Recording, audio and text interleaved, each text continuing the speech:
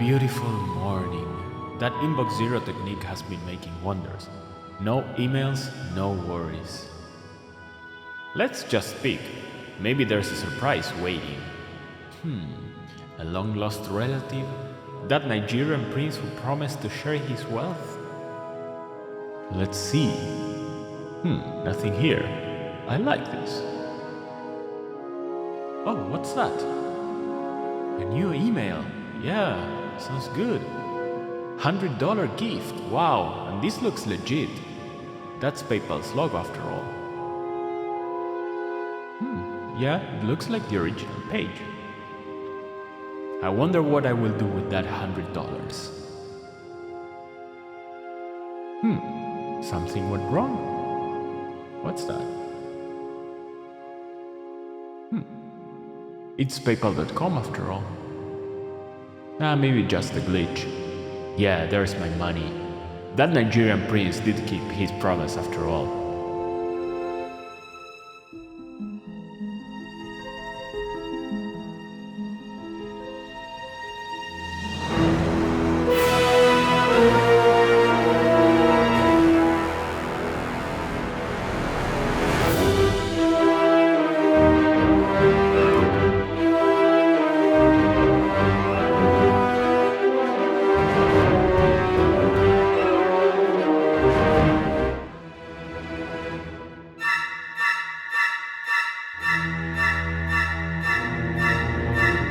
I'm sure you've seen emails like these before, promising things that are too good to be true. And maybe, just maybe, you've clicked on one of them, or you know someone who got lured by them.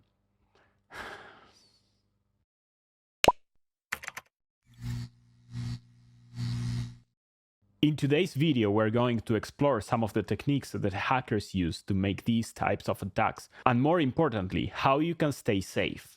But first, a quick disclaimer. This information is for educational purposes only, and you should not use this for any attacks or illegal or unauthorized activities, of course. Now that we've got that out of the way, let's explore what happened and what went wrong exactly.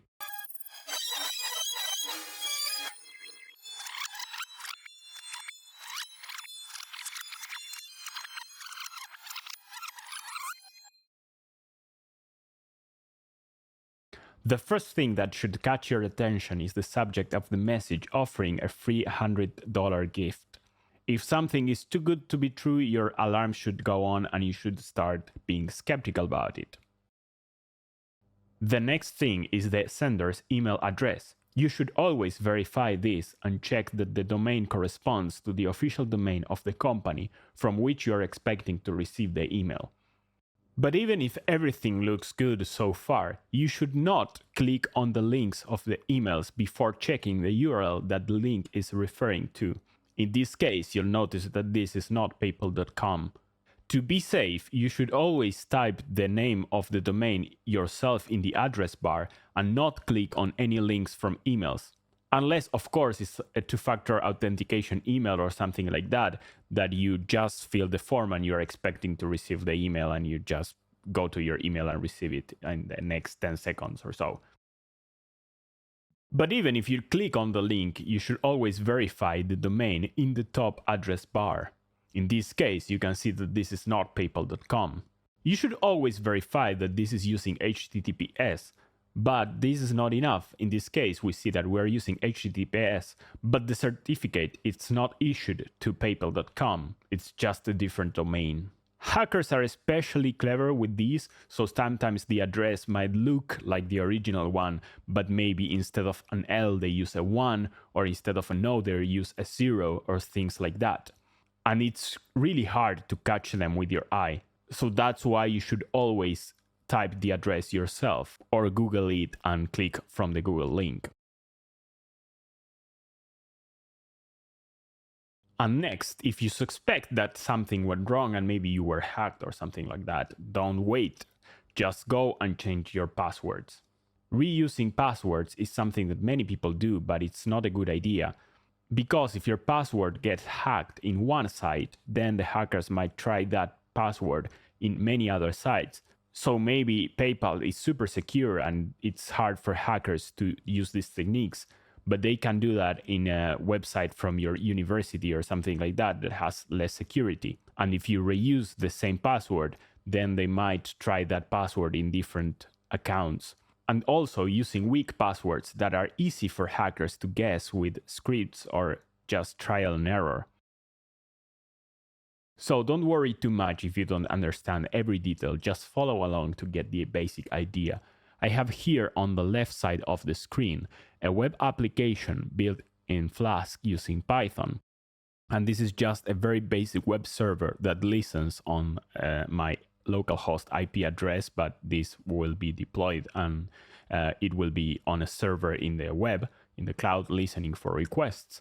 And basically what it's doing is whenever it gets a request to it, it will serve this static index HTML file, which is just a clone of the PayPal website. I've disabled a lot of the scripts that would otherwise talk to the real PayPal API. And this is one of the ways that you can detect that a site is being tampered with if you inspect the elements. This is not always easy to do because the code might be obfuscated. But in any case, once I have my clone of PayPal, I can run it. And then when I get the post request to the sign-in page, it actually contains a request with the user credentials. And I just log that to the console and to this logs file, just saying the email and password. So if I run the application now, we'll see that we get this message that it's running and listening on this address in my machine.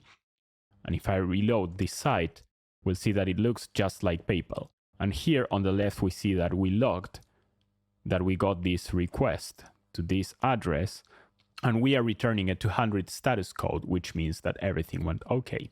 So now if I write something here,